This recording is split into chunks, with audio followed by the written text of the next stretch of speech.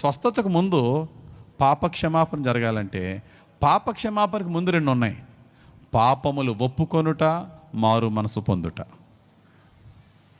ఒప్పుకొనుటకి మారు మనసు పొందుటకి డిఫరెంట్ తేడా ఏంటండి?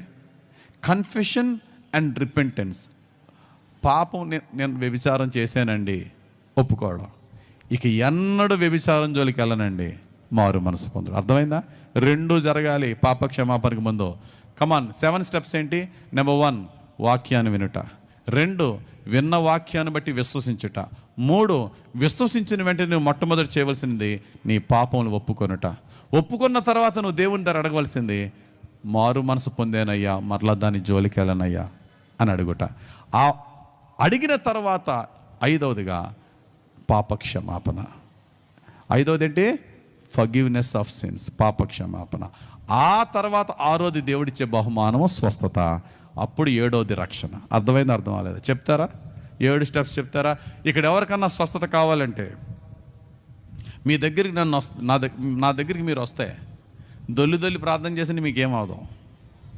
I cannot guarantee you anything. నువ్వు ప్రార్థన చేసి నేను ప్రార్థన చేసి ఈ 7 స్టెప్స్ చేయి, దేవుడు కార్యం చేస్తాడు. ఏంటి? వాక్యాన్ని విను. విన్న వాక్యాన్ని బట్టి యేసు ప్రభు నీ జీవితంలో కార్యం చేస్తాడని నమ్ము. నమ్మిన వెంటనే నీలో ఫస్ట్ చేయవలసింది ఏంటి తెలుసా? పరిశుద్ధాత్ముడు నీ హృదయంలోనికి వచ్చి నీతి, పాపము, తీర్పు గురించి ఒప్పిస్తాడు. పాపాన్ని ఒప్పుకో, చేసిన పాపాన్ని దేవుని దగ్గర ఒప్పుకో. 4వది ఏంటి? ఒప్పుకున్న పాపాన్ని బట్టి మరలా దాని జోలికి వెళ్ళనయ్యని మారు మనసు పొందు. 5వది ఏంటి?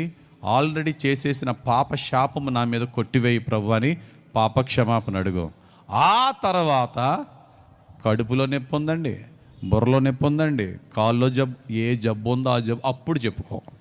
అంతేగాని 5 చేయకుండా ఫస్టే జబ్బు తీసే